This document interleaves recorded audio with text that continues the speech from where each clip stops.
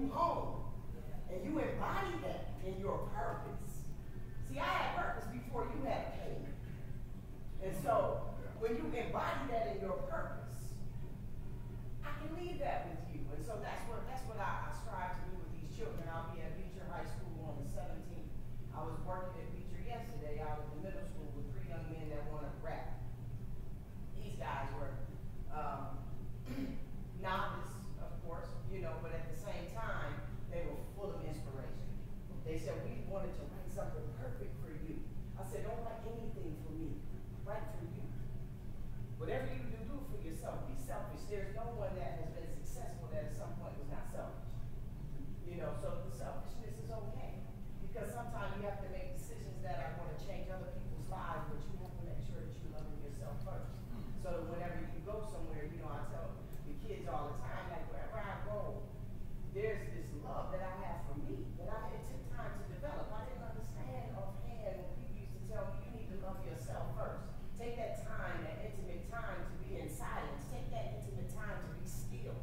And let the ancestors speak to you and let them kind of guide your path. And so, in learning this, I was born in a war zone. /heaven. Things kind of went from one extreme to the next level because my genetics were 7 into different personalities. And several times I'd be your perfect angel, and other times the devil got the best of me. Because I was strangled by this simple vision. This pool of blood and Mama's ankle standing in the kitchen.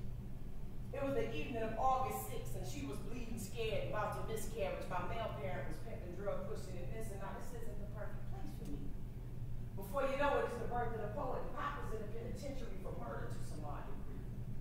But a phenomenal woman keeps on pushing till she's back up on her feet. It hurt her physically, but mentally, she turned to God and prayed. I went to hear the preachers preach. The further I was straight, the further she would reach to keep me out of the streets, and the only words Papa taught was prosecute and impeach. Now, he was a slim 6'3" ball player, splitting image of me, the rhyme sayer, but I got my college degree free from my jump shot and whatnot that Pops got. And he embedded in me this sort of sick addiction to get pennies. Now, my mama, on the other hand, was my sole provider. And my brothers looked more like her. The best way to describe her is kind-hearted and goddess. But how'd she get attracted to a murderer accomplice? Exchange vows and settle down with her. Look at them now. Have beauty, have peace, the result is a child, and that's me. And sometimes I get confused and don't know who's to blame. With this body chemistry floating through the blue in my veins, I'm half saint, half sinner, half loser, half when I change. A personality split is sort of strange. See, it's a side of you people love, you watch and embrace it. But at one point it was a side of me that was a thug. If you showed me coke, I would taste it. When I was compensated, I fluctuated and formed an opinion of a perfect father, not the one that slept with 4 women. See, he sleep, I sleep, and take a peek and taught me survival, while my mama taught me to live my life according to the Bibles. But I was just the opposite. I was the black sheep packing heat problem kid. Then my wig was split because my pop went back to the king. The second time for drug trafficking, they laughed. It was real. But a queen's throne is her own when a king is never home.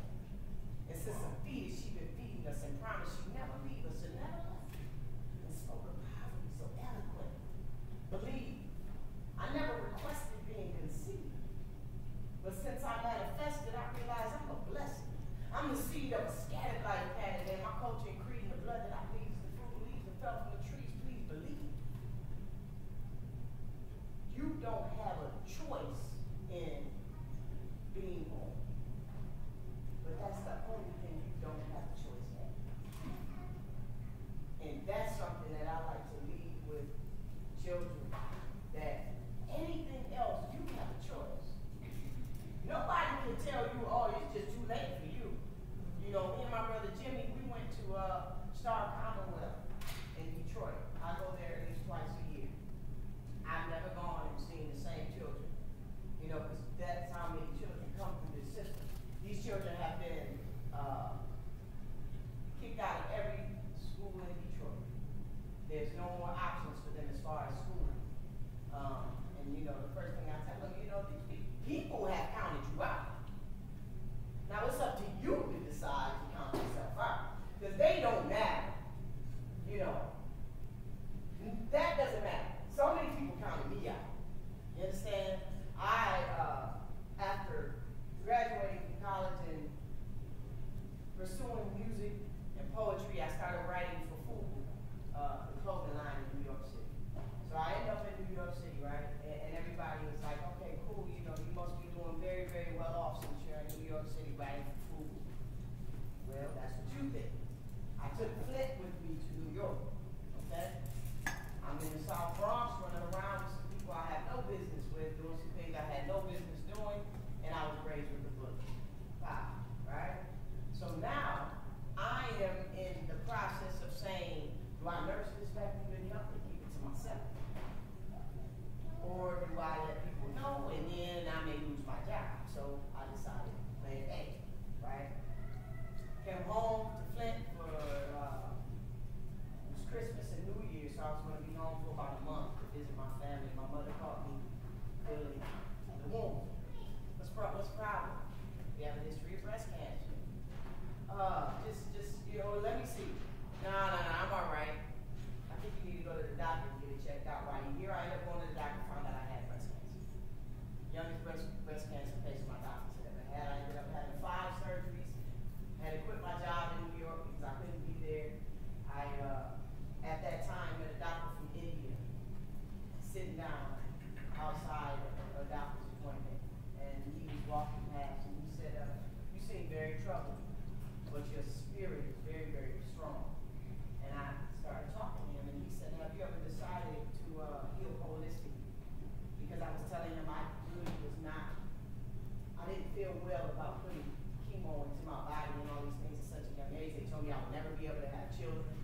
I have a son, you know? And so, choices. You have choices what to do with yourself. At that point, I decided to become a raw vegan for a while. I healed holistically. I refused chemotherapy. I did have 5 surgeries. And I just said, you know, you cut away until you cut it out. But I'm not going to let you pump any of those chemicals into my body. I will put things that God provided for me to heal into my body, and I will heal myself. And that's exactly what I did. And I've been a health advocate ever since. You know, in the process of changing not only my diet, I changed my environment. I changed the people that I chose to have conversations with. I changed the way that I had conversations with people. If somebody called me on the phone and somebody else's name came out of their mouth first, I told them I got to go. I don't gossip. I don't lie. And those are things that I try to tell children, just be you.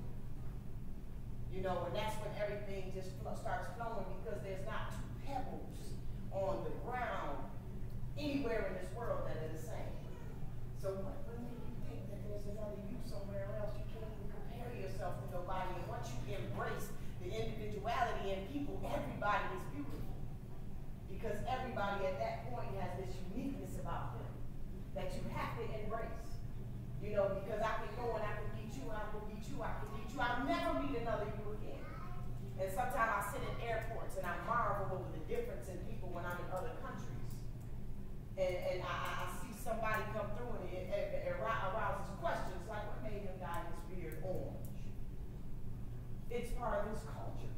And then you see 2, 3 other people come through and they have beards dyed orange and they're wrapped all the way up and they have long walking sticks. And then you see me in the airport, and then you see somebody else of another culture, and 5, 6 different languages are being spoken, and I'm in Amsterdam, and I'm marveling over the beauty of God. You know, and the differences that makes life so wonderful. If we were all the same, we'd be so bored. You know, but at the same time, what we do naturally sometimes because of environment is we start noticing the differences that we don't like about people, instead of noticing the difference that makes this person so unique and so beautiful and so genuine.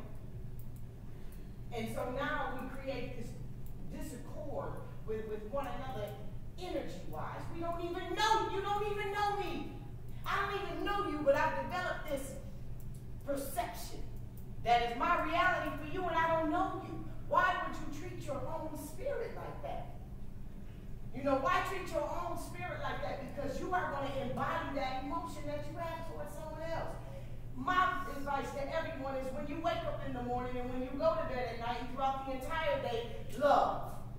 It's the most powerful emotion and the most powerful energy that exists on this planet is love. And when you wake up every day and you love everything that embraces you, even when it's something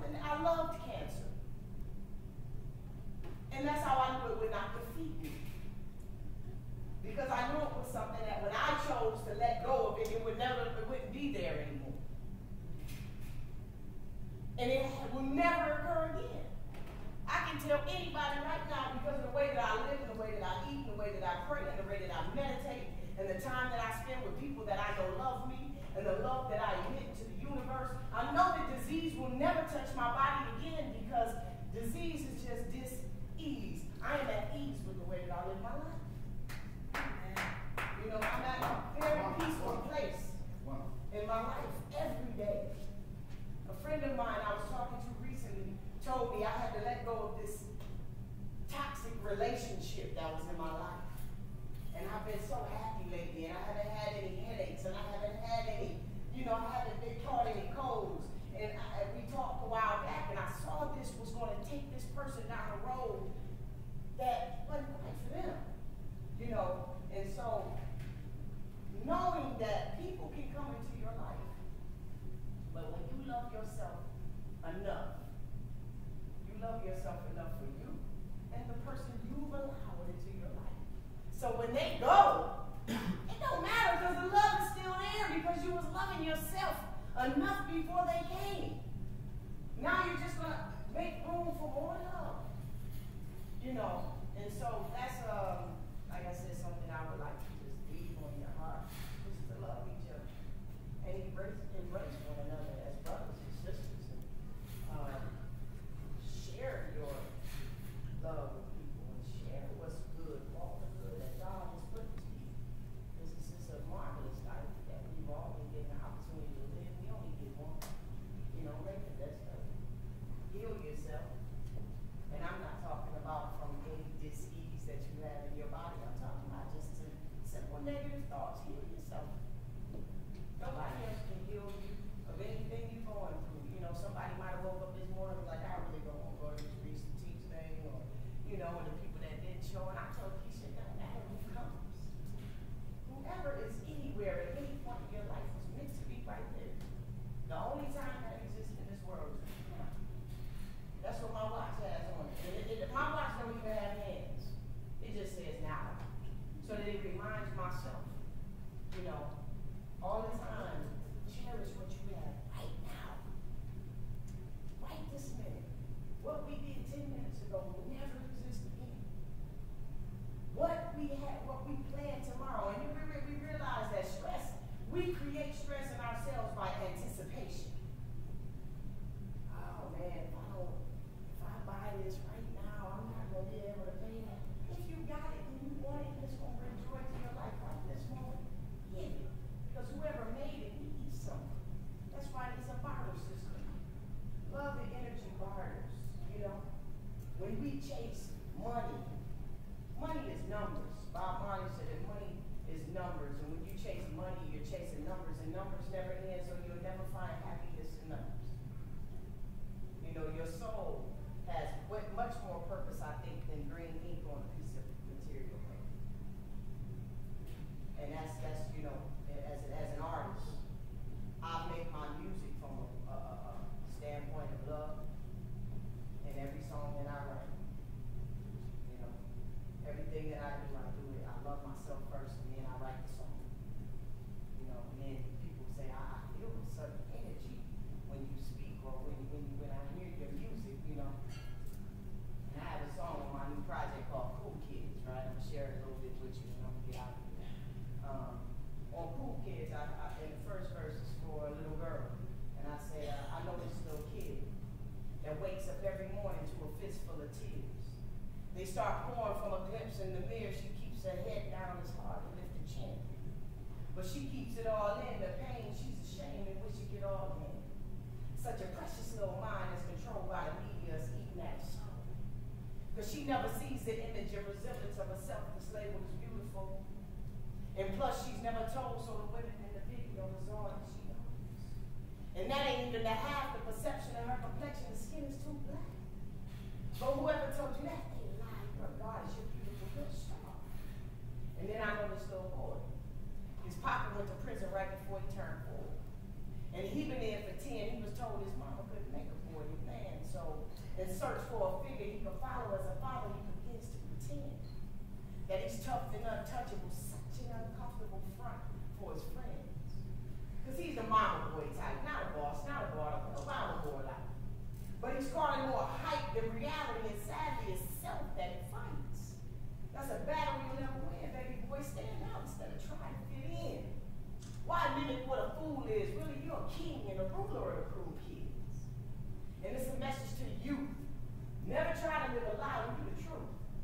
Self-love is the best love, so live and let love, and then allow you to be the proof. And you be who you're proud of. Plant your own garden, don't wait for their flowers. Don't let them drain your dreams. Don't let them snatch your pride. Don't let them dim your light. Who cares what they say? When God made you, he was having a great day. And there's a reason why you're breathing. There's purpose in your pulse. It's important that you know that you truly define beauty, and you define fine. It's all in your mind. Your FLY. First, love yourself.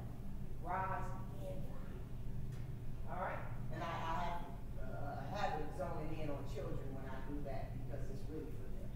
It's for us too. But you know, at the same time, you know, that's where I write my music from.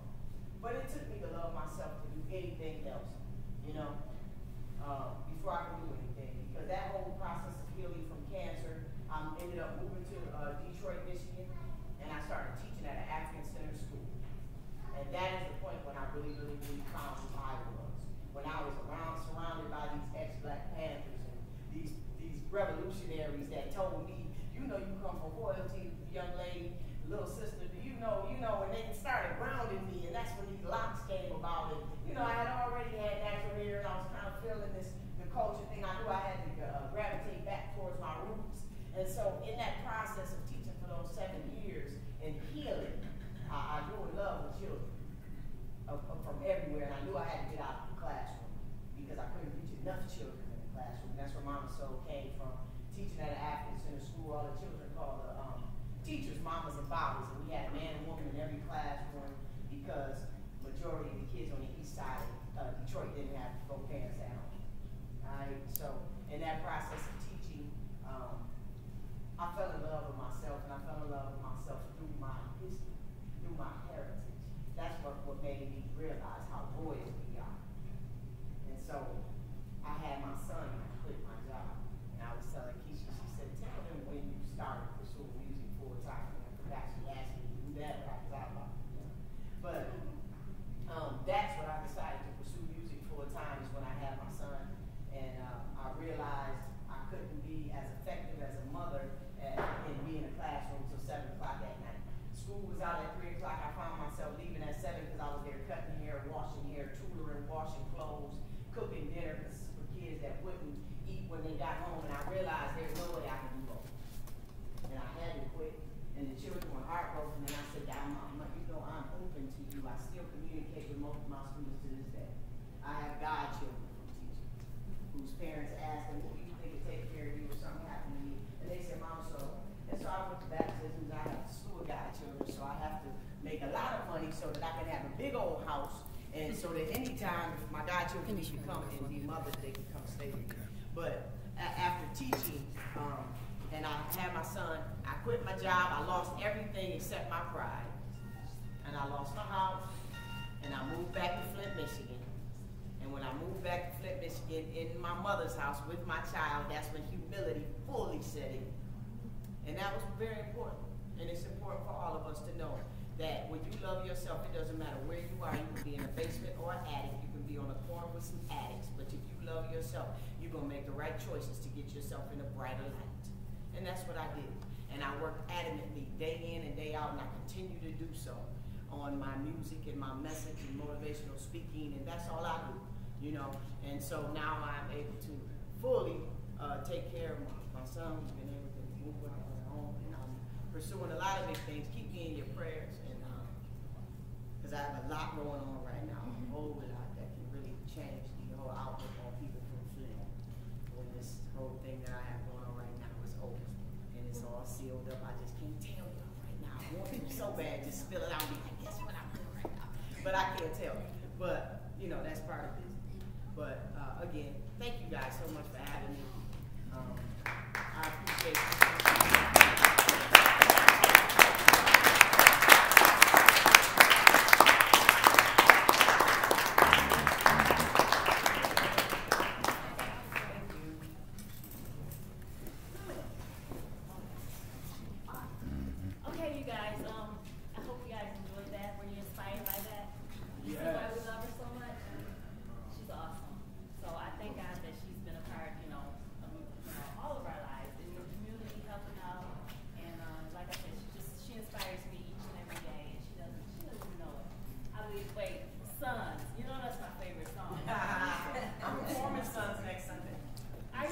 Yes, with Okay. the bed. Yep. Yeah. So that's for my sisters with sons. So that's my number one. A few more of them I like. I can't even tell y'all about that, but that's the whole different story. But she's got a wonderful CD. You guys make sure you purchase the CD.